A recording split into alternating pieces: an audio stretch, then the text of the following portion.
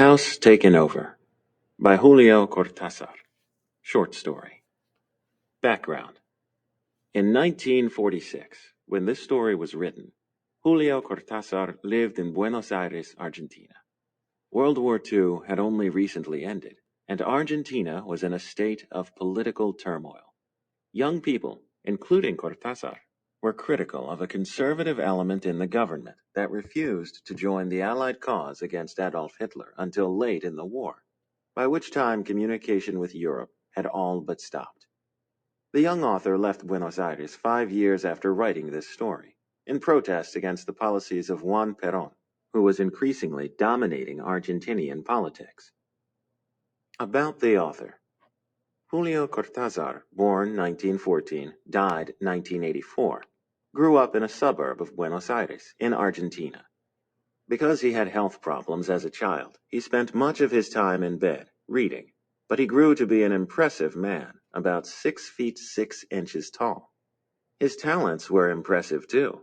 After teaching for several years in Argentina, he moved to Paris, where he lived out his days writing and translating distinguished English language literature, particularly that of Edgar Allan Poe, into Spanish. Cortázar remained connected to his Argentinian roots throughout his life. House Taken Over by Julio Cortázar. We liked the house because, apart from its being old and spacious, in a day when old houses go down for a profitable auction of their construction materials, it kept the memories of great-grandparents, our paternal grandfather, our parents, and the whole of childhood.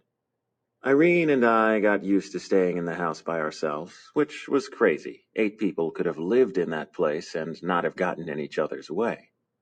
We rose at 7 in the morning and got the cleaning done, and about 11 I left Irene to finish off whatever rooms and went to the kitchen. We lunched at noon precisely.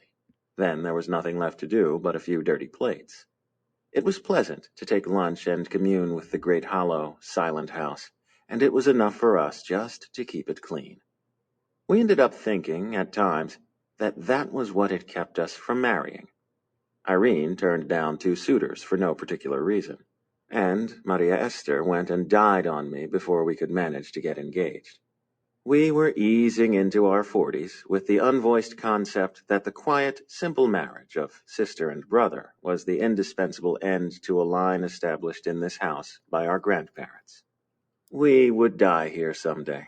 Obscure and distant cousins would inherit the place, have it torn down, sell the bricks and get rich on the building plot. Or, more justly and better yet, we would topple it ourselves before it was too late. Irene never bothered anyone. Once the morning housework was finished, she spent the rest of the day on the sofa in her bedroom, knitting. I couldn't tell you why she knitted so much. I think women knit when they discover that it's a fat excuse to do nothing at all. But Irene was not like that. She always knitted necessities. Sweaters for winter, socks for me, handy morning robes and bed jackets for herself. Sometimes she would do a jacket, then unravel it the next moment because there was something that didn't please her. It was pleasant to see a pile of tangled wool in her knitting basket fighting a losing battle for a few hours to retain its shape. Saturdays I went down to buy wool. Irene had faith in my good taste, was pleased with the colors, and never a skein had to be returned. I took advantage of these trips to make the rounds of the bookstores, uselessly asking if they had anything new in French literature. Nothing worthwhile had arrived in Argentina since 1939. But it's the house that I want to talk about. The house and Irene. I'm not very important.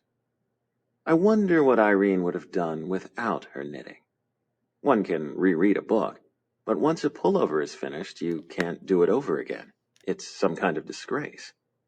One day I found that the drawer at the bottom of the chiffonier, replete with mothballs, was filled with shawls, white, green, lilac, stacked amid a great smell of camphor. It was like a shop.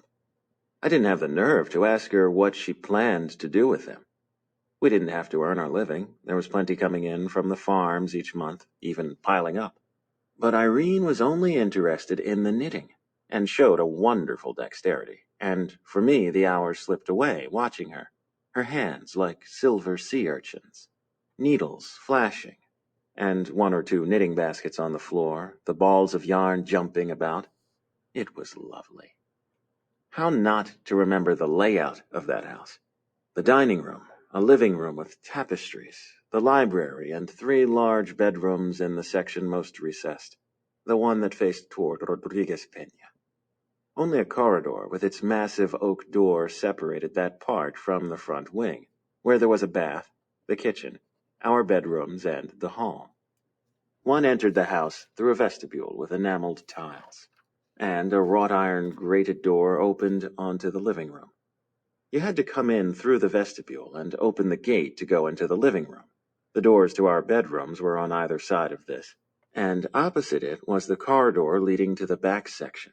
Going down the passage, one swung open the oak door beyond which was the other part of the house, or just before the door, one could turn to the left and go down a narrower passageway which led to the kitchen and the bath.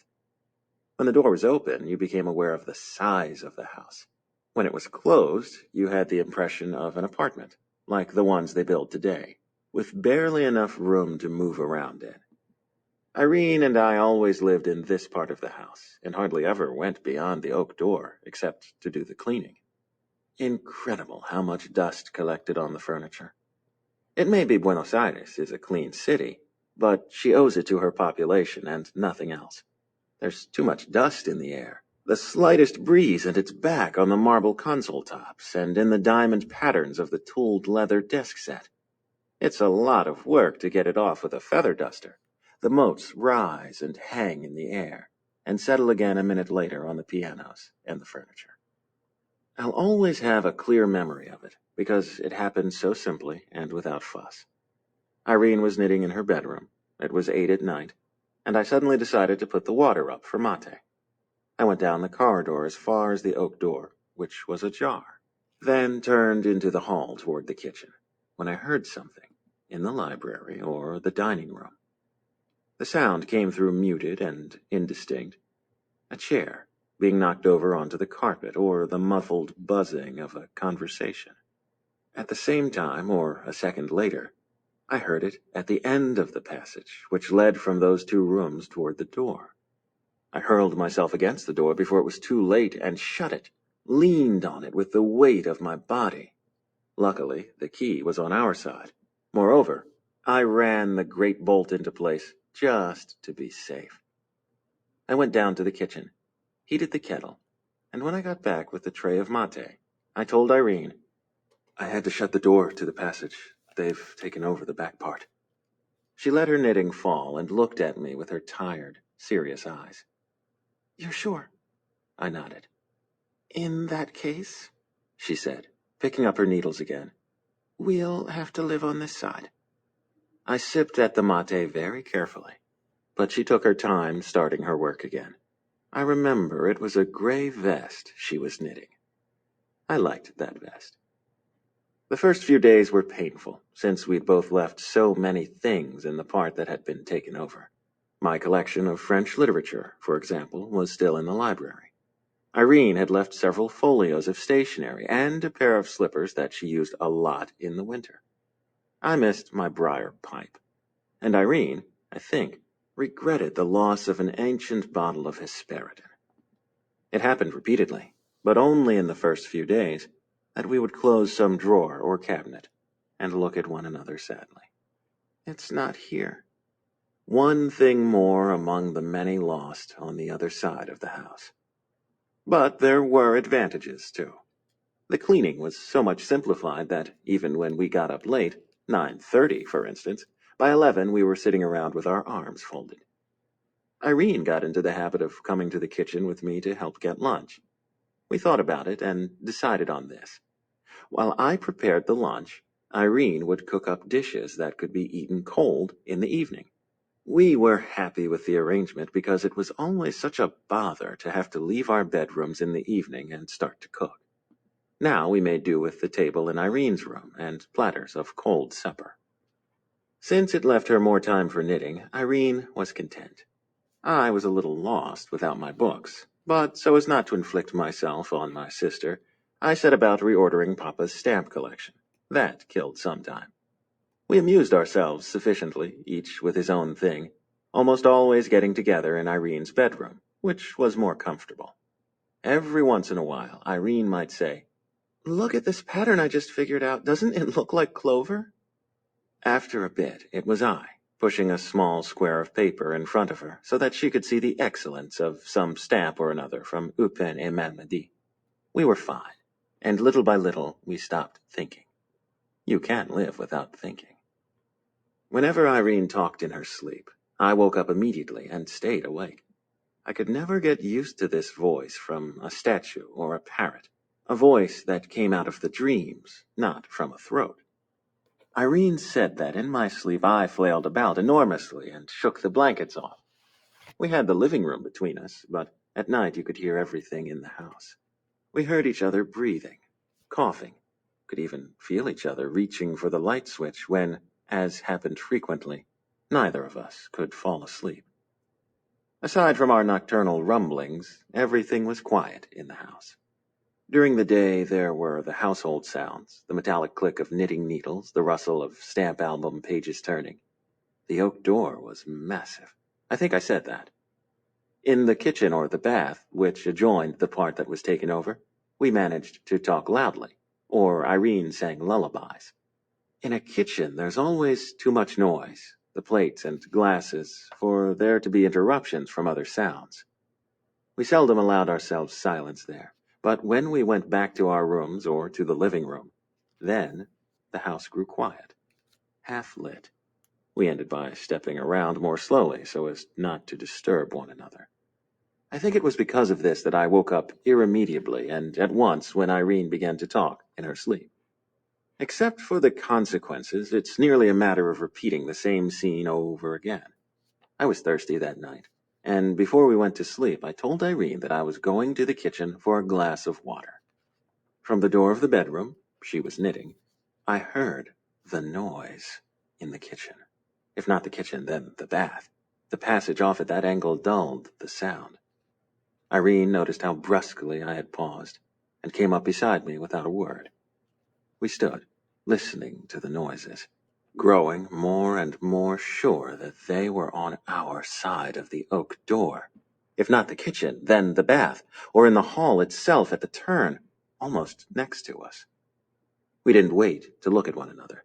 I took Irene's arm and forced her to run with me to the wrought iron door, not waiting to look back. You could hear the noises, still muffled but louder, just behind us.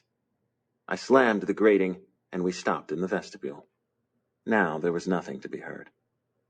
"They've taken over our section," Irene said. The knitting had reeled off from her hands, and the yarn ran back toward the door and disappeared under it. When she saw that the balls of yarn were on the other side, she dropped the knitting without looking at it. "Did you have time to bring anything?" I asked, hopelessly. "No, nothing."